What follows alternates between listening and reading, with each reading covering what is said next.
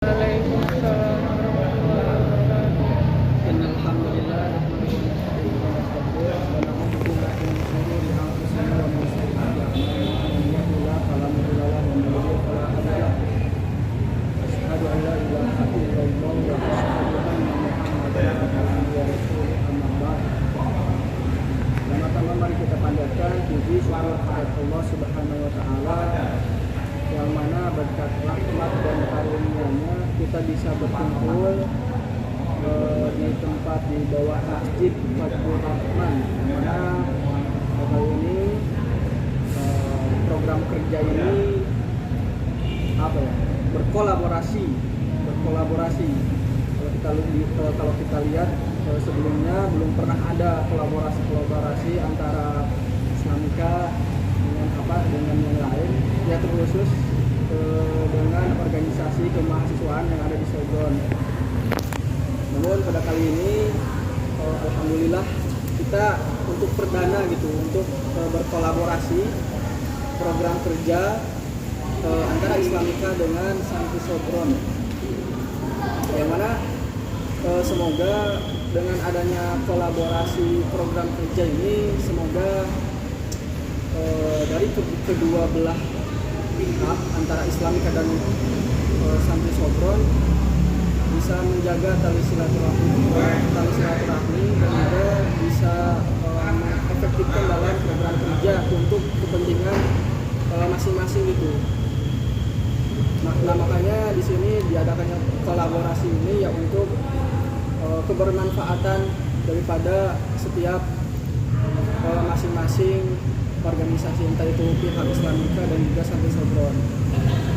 Nah, yang mana insya Allah untuk kedepannya nanti program kerja selanjutnya itu nanti insya Allah bakal diadakan kolaborasi antara Islamika dan juga Santri Sogron gitu.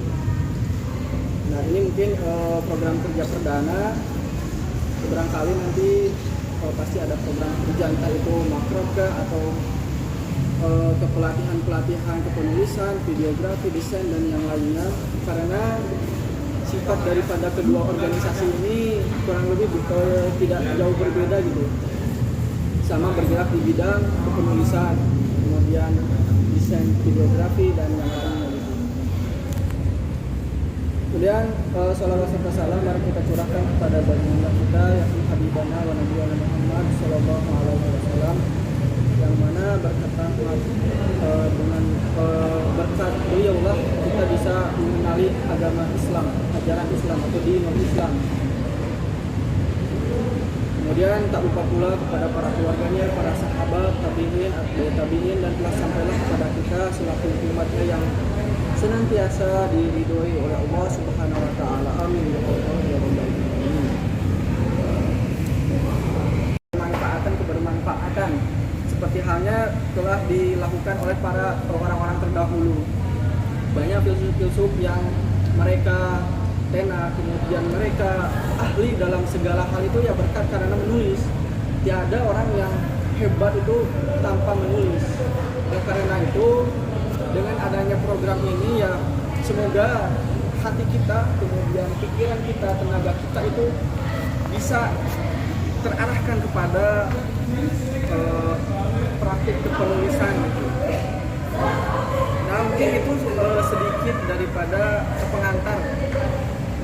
Ada kala misalkan kalau isinya nanti akan lebih dijelaskan lebih mendalam oleh saudara atau Bapak Bangda Saleh Muhammad Saleh.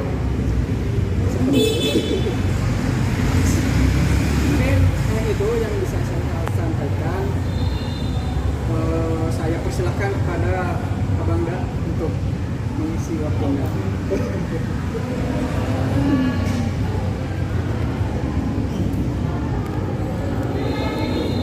Assalamualaikum warahmatullahi wabarakatuh. Alhamdulillahirrahmanirrahim. Segala puji milik Allah Subhanahu wa taala. Karena pada sore yang berbahagia ini kita bisa berkumpul tanpa ada kendala dan halangan apapun. Yang sebenarnya punya teman-teman pasti punya kesibukan masing-masing.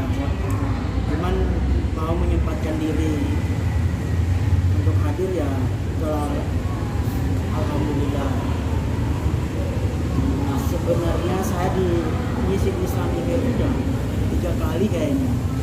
Dari tahun 2021, 2022, 2020, 2021, 2022 itu misi di Islamika itu udah 3 kali, jadi sering banget. Sebelumnya terima kasih udah diundang, walaupun ilmu saya nggak seberapa gitu yang kemudian bisa saya sampaikan, bisa saya sharing kepada teman-teman. Dari dulu juga materinya tetap sama soal kepenulisan. Jadi kayak saat ini kayak saya ini udah apa ya, udah menghasilkan banyak buku, udah kayak ahli di penulisan, udah kayak ini bidangku gitu. Padahal saya sendiri juga merasa belum cocok gitu loh, belum pas gitu, masih banyak hal yang perlu dilengkapi dan masih banyak hal yang menjadi kekurangan saya pribadi. Ya, cuman teman-teman mungkin atau orang-orang terdekat saya melihat bahwa diri saya memang mungkin konsennya ke situ, walaupun diri saya pribadi juga merasa nggak gitu-gitu amat lah. Orang mungkin mandangnya berlebihan, tapi saya menganggapnya ya biasa. Jadi ini yang keempat kali ya untuk misi dengan materi yang sama juga. Sebelum itu saya udah sering nyampein terkait teknis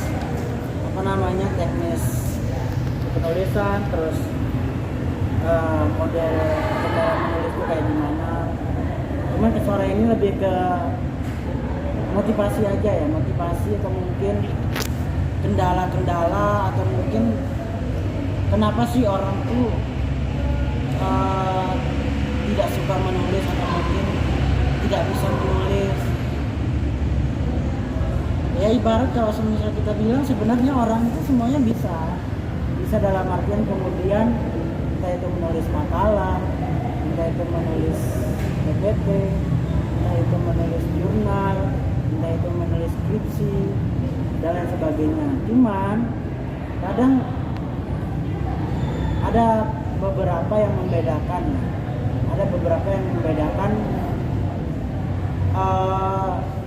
gaya kepenulisan baik di skripsi, jurnal ataupun di media-media online. Kalau saya pribadi sih lebih cenderung ke media online karena memang saya seringnya ke situ. Jadi mungkin teman-teman juga bertanya sih, kenapa sih harus menulis gitu, kenapa nggak bicara atau mungkin buat video terus bicara menanggapi suatu hal dan sebagainya. Menurut pribadi saya ya, ini yang anggapan saya pribadi sih, asumsi saya pribadi sebenarnya simple ya, karena manusia ini cepat dilupakan, dalam artian ketika mungkin walau-alam dia meninggal atau mungkin sudah tidak ada di dunia ini, mungkin orang-orang yang dekat dengan dia, apalagi yang jauh ya, orang yang dekat dengan dia pun mungkin sehari, 2 hari, bahkan 3 hari setelah tiada itu lupa mungkin dengan dia. Dalam artian tidak ada yang bisa dikenang, kemudian akhirnya dilupakan begitu saja. Ya kalau semisal buat video, mungkin kalau seandainya mungkin kalau medsosnya mungkin ketika dia meninggal medsosnya nggak aktif dan sebagainya, terus videonya terlalu kebanyakan akhirnya dihapus sebagian karena memorinya mungkin full dan sebagainya. Tapi kalau menurut saya, kalau tulisan ini kena hal ya. Pertama, kita bisa menulis dengan cara diketik, dengan cara tulis tangan itu bisa. Kenapa? Karena memang memang sejarahnya juga membuktikan seperti itu. Orang-orang yang besar pada saat ini, orang-orang yang sering dikutip atau mungkin sering dibahas pada saat ini, ya mungkin mereka dikenal lewat karya-karya mereka, lewat kitab-kitab, lewat buku yang ditulis. Dari situ orang tahu bahwa pemikirannya dia tentang ini seperti ini, pemikirannya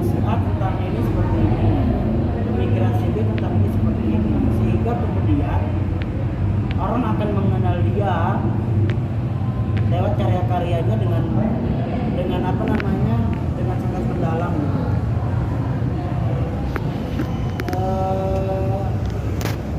Perkara menulis sebenarnya gampang, cuman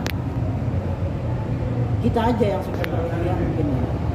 Dalam artian kita sering menganggap pertama terlalu overthinking, bahwa menulis itu hanya untuk orang-orang hebat, menulis itu hanya untuk orang-orang yang berpikir, menulis itu hanya untuk orang-orang yang suka ngomong banyak, menulis itu memang untuk orang-orang yang apa namanya, aktivis dan sebagainya. Sebenarnya enggak. Menulis itu yang penting itu menulis dalam artian kenapa kemudian overthinking itu hadir, karena teman-teman belum coba untuk kemudian menulis. Orang bisa menulis tidak secepat yang kita bayangkan.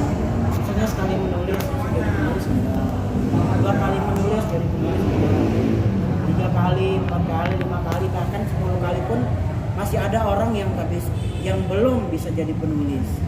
Cuman dengan konsistennya mereka, akhirnya mereka paham, perlahan-lahan itu paham. Oh, itu kekurangan tulisan saya di sini. Atau mungkin merasa dari hari ke hari atau mungkin dari tulisan ke tulisan ada perbedaan loh. Misalnya di tahap pertama kekurangannya di bagian sini, tahap kedua di bagian sini, tahap ketiga di bagian sini. Sehingga dari kekurangan-kekurangan yang dia miliki, yang dia sadari, akhirnya kemudian memperbaiki. Dengan perbaikan-perbaikan yang terus dia lakukan, perlahan-perlahan skill menulisnya akan terlihat. Oh, kira-kira bakal menjadi apa namanya, bakal skill menulisku di bagian sini nih, misalnya novel, terus sastra dan sebagainya, komik atau mungkin apa, majalah dan sebagainya. Itu akan kelihatan seiring berjalannya aktivitas menulis itu. Jadi nggak mungkin kemudian teman-teman pengen jadi penulis tapi nggak menulis. Ibarat kita ngomong ke sana sini, aku pengen jadi penulis nih misalnya, tapi kitanya sendiri nggak pernah nulis, nggak pernah coba. Orang kita ngomong ke sana kemari, aku rencananya pengen nulis, pengen jadi penulis, tapi dari kita pribadi ya cuma sebatas ngomong, ya sama aja, dalam artian cuma aja gitu. Itu yang pertama. Ya kunci menulis itu ya menulis, apalagi kalau nggak menulis gitu kan. Terus yang sering itu Ini masih banyak bantuan. kadang banyak ide, Ini memorinya nulisnya tinggal susah. 40 menit. dalam 40 artian menit. terlalu banyak mikir ya, terlalu banyak mikir, pengen nulis Kira-kira sana sini, pengen gimana? nulis banyak Coba hal, apa? Nggak apa-apa. akhirnya tidak kesampaian untuk nulis. Nanti kan ini langsung upload. Iya. Ibarat ya nulis tuh harus mikir dulu gitu loh. Itu asumsi pertamanya. Jadi dia pengen nulis itu ketika habis berpikir. Setelah berpikir panjang nih tentang hal ini, tentang hal itu, tentang status itu, tentang isu itu dan sebagainya. Tapi karena kebanyakan mikir, akhirnya nggak nulis tuh. Nah ini yang kemudian dicoba untuk kemudian disadari bahwa nulis itu bukan banyak mikir. Nulis itu ya nulis. Awali tulisanmu.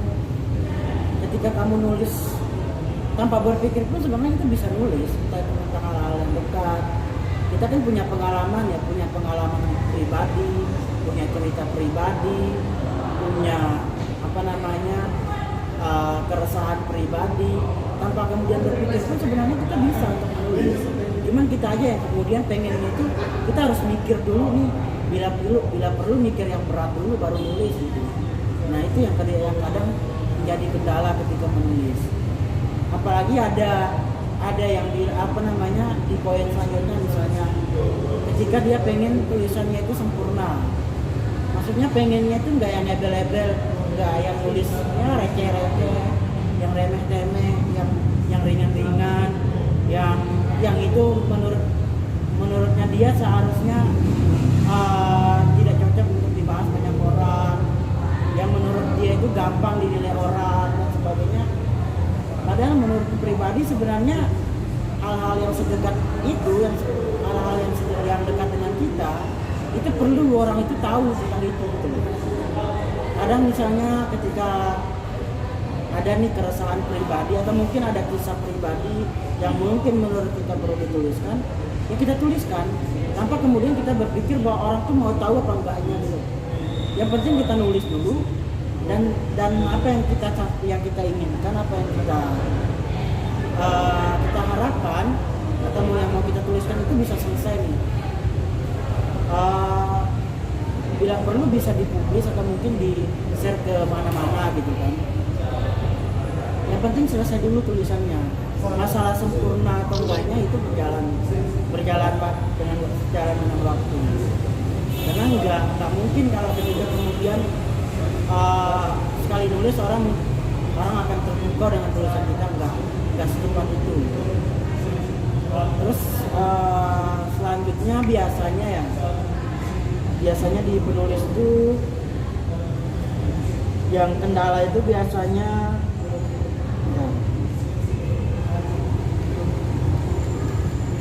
sebelah endes sama sebelah bajigur, dari penyediaannya, dari pedas sambalnya, dari keautentikan misalnya nusantaranya sebagainya. Itu banyak hal-hal yang kemudian orang tuh sebenarnya itu receh, tapi orang tuh tapi orang tuh excited juga, mereka pengen baca juga gitu. Misalnya tentang pecel lele misalnya, antara yang misal di Solo sama yang di Lamongan itu misalnya ketika misalnya sekali-sekali misalnya ada kulineran atau mungkin bareng-bareng teman-teman misalnya, bandingin antara yang di Solo sama yang di Lamongan itu bedanya apa sih. Ada yang seperti itu yang menurut kita itu nggak seharusnya dibahas, tapi orang tuh baca terkait itu. Nah ini salah satu contoh bahwa yang sebenarnya yang menurut kita itu tidak harus diceritakan, tidak harus dituliskan, tidak harus dipublikasikan, tapi orang lain tuh menunggu soal itu. Teman-teman kalau sering baca media termasuk Mojok misalnya, media nasional. Mojok itu yang bahas tuh misalnya kenapa sih orang di Surabaya rata-rata biaya penghidupannya tinggi ketimbang Solo. Orang tuh sebenarnya nggak pengen tahu. Kita mengira ngapain sih bahas ini? Nah misalnya kalau saya pribadi ya, kenapa sih orang bahas ini? Padahal nggak ada urgen-urgennya gitu, nggak ada berat-beratnya, nggak ada apa yang mau cuma sebatas itu, tapi orang tuh baca soal itu. Mereka tuh jadi tahu misalnya ketika hidup di Solo sama di Surabaya itu bedanya di sini. Ketika hidup di Surabaya makanannya misalnya di Surabaya itu mahal, kalau di Solo itu murah misalnya. Terus kalau misal dari pariwisata misalnya ternyata Surabaya itu lebih menjanjikan ketimbang Solo. Nah itu yang kemudian orang-orang tuh sebenarnya walaupun mereka sudah tahu, cuma mereka tuh tetap baca gitu. Ya mungkin bagi kita yang mungkin udah ke sana terus baca soal itu ya hal biasa, tapi orang tuh kebanyakan orang ya. Jadi kita kalau nulis tuh ibaratnya jadikan posisi kita itu sebagai pembaca, jangan jadikan posisi kita sebagai penulis. Biar kemudian apa yang kita sampaikan itu biar masuk ke logika kita, masuk ke logika orang yang baca. Kalau kemudian kita posisi diri sebagai penulis, terus posisikan orang lain sebagai pembaca, itu beda rasanya. Ya ibarat kayak kita orang yang menulis, padahal kita udah pernah kesana nih, kita udah tahu tentang hal itu. Nah akhirnya kemudian kita enggan gitu loh, ada rasa enggan pengen bahas itu. Ngapain sih kebahas ini, padahal aku udah tahu loh. Ya Surabaya itu seperti ini, Solo seperti ini. Cuman bagi orang banyak, hal-hal yang seperti itu mereka nggak tahu gitu. Misalnya harga apa namanya, harga kolam renang atau harga rumah, harga biaya kehidupan, sebagainya, biaya kampus. Nah itu perlu dituliskan gitu. Atau mungkin Islamika misalnya nih ada program-program khusus misalnya, disandingin misalnya yang sama UKM atau mungkin ya UKM kampus-kampus lain atau mungkin kampus-kampus BMS yang satu bidang, cari kelebihannya di mana, kekurangannya di mana, coba sandingin. Kamu publis di media pasti banyak orang yang pengen tahu gitu. Karena menurut mereka itu, oh ini loh yang nggak kita tahu dari Islamika ini loh. kelebihan seperti ini ketimbang yang ini. Itu loh. Jadi kayak kita tuh harus memposisikan diri sebagai pembaca. Kalau pengen benar-benar tulisan kita itu masuk dalam logika, terus kemudian enak dibaca orang. Gitu ya. Jadi hal-hal yang terdekat pun sebenarnya bisa ditulis. Misalnya di kos teman-teman yang ngekos ya.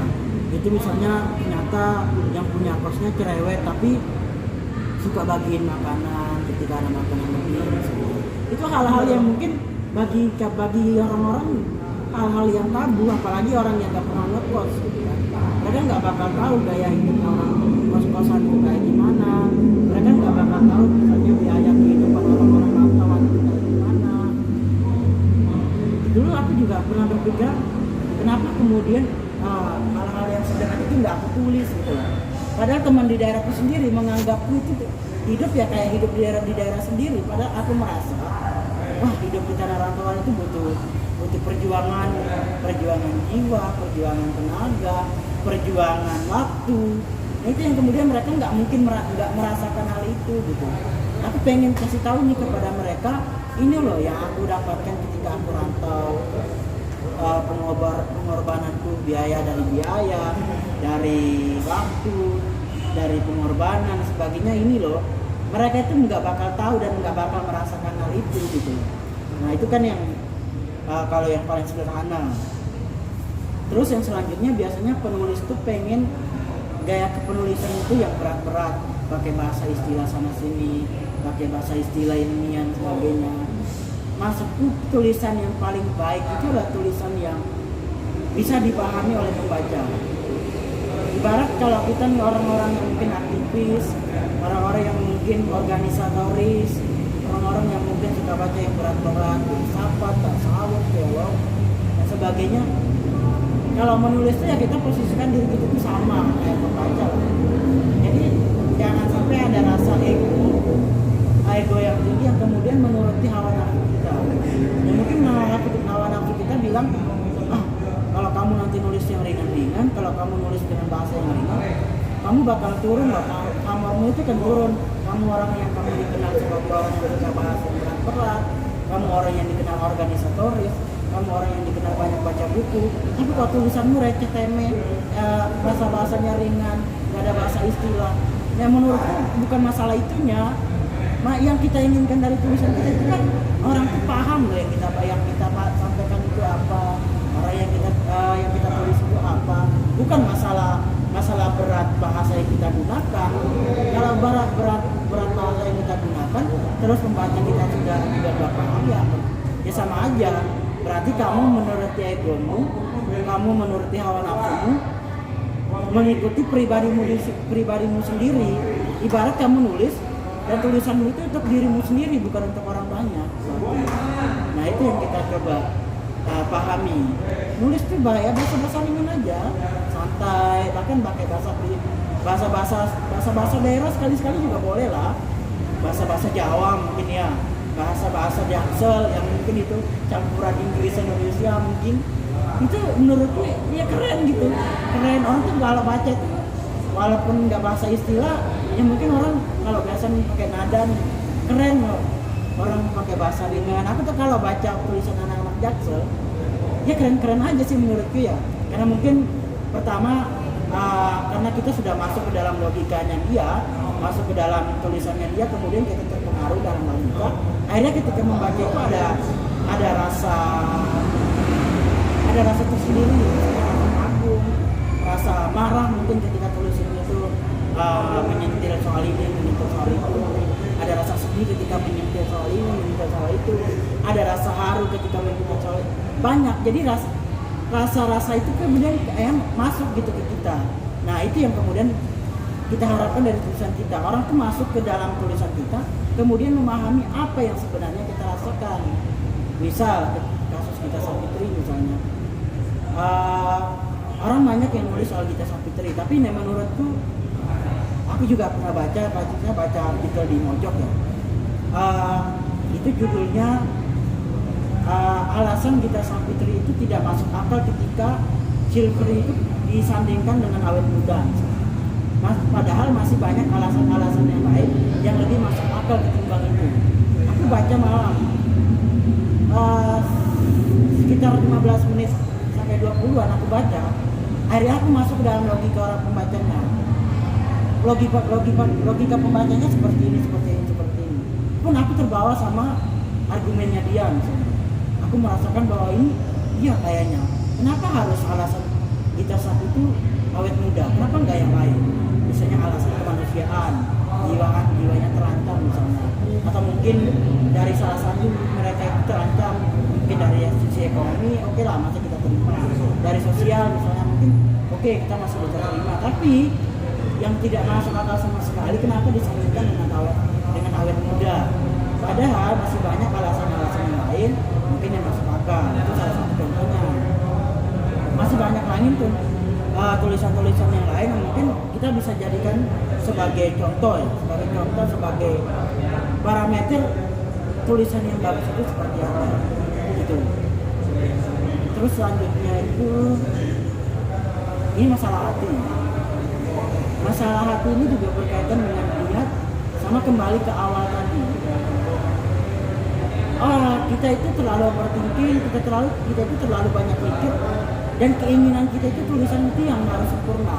Padahal orang lain pengennya itu ya yang biasa-biasa saja nggak apa-apa. Yang penting karyamu itu gitu kan. Cuman kitanya aja yang memposisikan diri kita itu terlalu tinggi ketimbang orang lain. Akibatnya rasa tinggi dari dalam diri kita itu menganggap bahwa orang lain itu pengen juga menganggap orang lain itu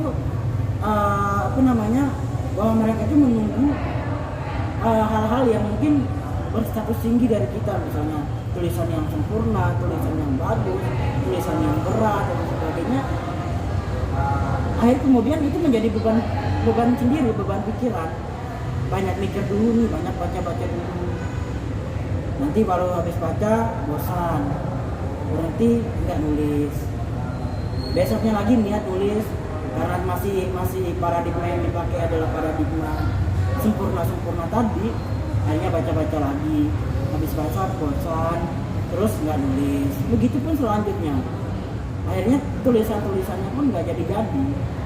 Padahal orang tuh nunggu, kita tuh nggak tahu ya anggapan orang, terus paradigma orang kita nggak tahu. Yang kita tahu ketika mereka tidak membaca tulisan kita. Mungkin ada komentar-komentarnya mereka, ada anggapan mereka dan sebagainya. Itu kita baru tahu ternyata anggapan atau paradigma mereka terhadap kita itu seperti ini. Jadi kita nggak usah terlalu berpikir di awal ya. Gitu.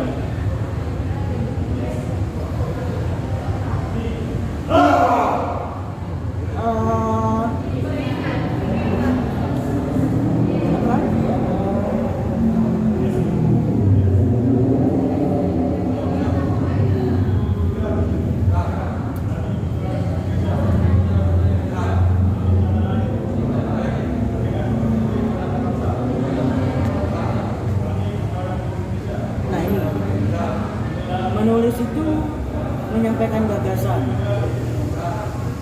bukan membenarkan gagasan kita. Ibarat kayak kita menganggap bahwa ketika kita misalnya menulis, jangan sampai kemudian ada anggapan bahwa gagasan kita ini harus benar, gagasan kita ini harus sesuai apa yang diinginkan oleh orang. Karena kita sendiri juga nggak tahu yang benar menurut orang lain itu seperti apa sih. Mungkin menurut kita yang benar ini seperti ini, yang benar ini seperti ini gitu kan. Cuman bagi orang lain ya beda. Mungkin kebenaran menurut mereka itu seperti ini. Ya akhirnya kita harus kembali bahwa tugas kita itu adalah menyampaikan ide pikiran, gagasan kita. Masalah benar atau salahnya itu tergantung masing-masing. Biar pembaca yang menilai gitu. Gak usah kita menilai pribadi kita sehingga kemudian membuat kita juga tidak konsisten dalam menulis, tidak optimis dalam menulis. Kadang misalnya kita ketika nulis nih terus publis mungkin ada komentar-komentar orang yang mungkin tidak sesuai dengan kita, terus kita jadikan itu sebagai apa ya, sebagai bumerang yang kita pribadi. Akhirnya setelah itu kita nggak nulis lagi nih. Nah itu yang nggak boleh.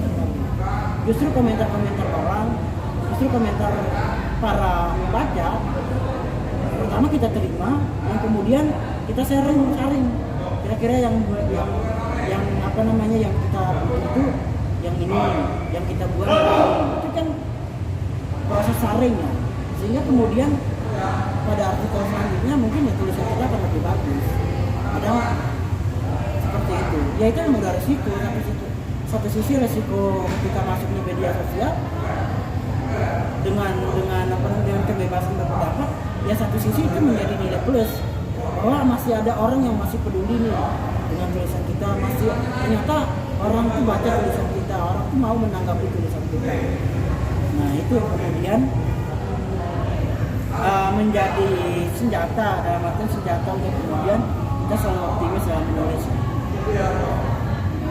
Kira-kira gitu. Jadi terakhir sebenarnya ada satu kata yang aku lupa ini. Ada satu perkataan yang menurutku cukup Itu kalau apa?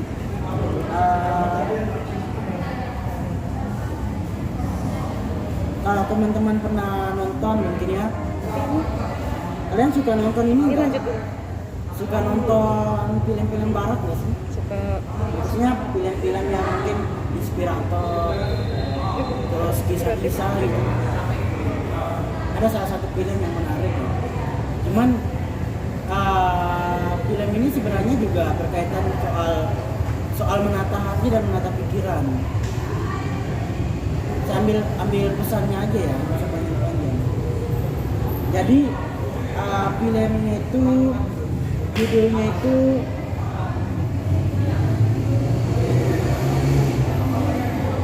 judulnya itu Finding Forrester.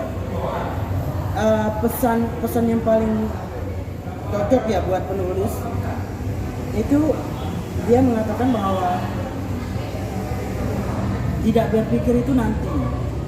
Anda harus menulis dalam draft pertama Anda dengan hati. Kedengaran ya suaraku? Kita ulangi. Tidak berpikir itu nanti. Anda harus menulis draft pertama Anda dengan hati. Anda menulis ulang dengan kepala Anda. Kunci pertama untuk menulis adalah menulis, bukan berpikir. Jadi masalah hati ini yang pertama kita terapkan, yang paling kita tata duluan. Niat kita itu yang kemudian kita luruskan. Sebenarnya menulis ini buat apa sih? Apa kemudian kita buat eksistensi, buat cari duit, buat terkenal banyak orang, buat menyampaikan gagasan, buat menyebar ilmu? Kita serah, banyak alasan untuk kemudian menata hati kita. Dan sehingga pada akhirnya tanpa berpikir pun kita sendiri sudah tergerak dalam hati kita untuk menulis. Baru kemudian menulis dengan kepala. Maksudnya ketika sudah hati kita sudah tertata nih, sudah siap untuk menulis, baru kemudian kita menulis dengan kepala. Artinya dalam kita menulis dengan ide gagasan kita yang kita punya. Misalnya kita punya ide gagasan tentang ini, ide gagasan tentang A, tentang B, tentang C dan sebagainya. Itu kita tulis. Sehingga kemudian kita sudah siap secara hati dan secara pikiran ketika menulis. Karena memang gejala menulis itu banyak sebenarnya. Ada ketika hati sudah siap, tapi pikiran belum. Begitupun sebaliknya, pikiran udah oke, tapi hati belum. Dua-duanya sebenarnya sangat penting. Cuman untuk penulis pemula ya, menata hati itu lebih awal sih.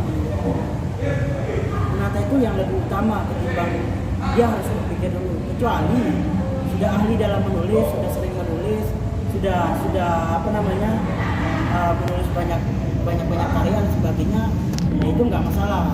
Masalah menata hati mungkin sudah oke lah, tinggal menata pikiran aja. Itu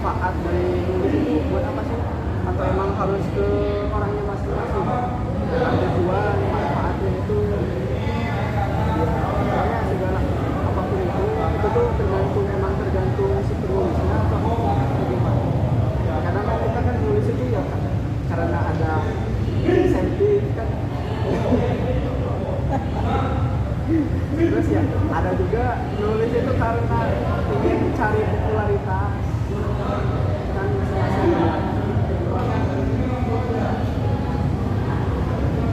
Kalau aku sendiri sebenarnya mungkin dulu iya di awal ya semangat nulis itu pertama nunjukin eksistensi ya itu ya menurutku ya tidak masalah sih itu kenapa memang motivasi itu seperti itu dulu.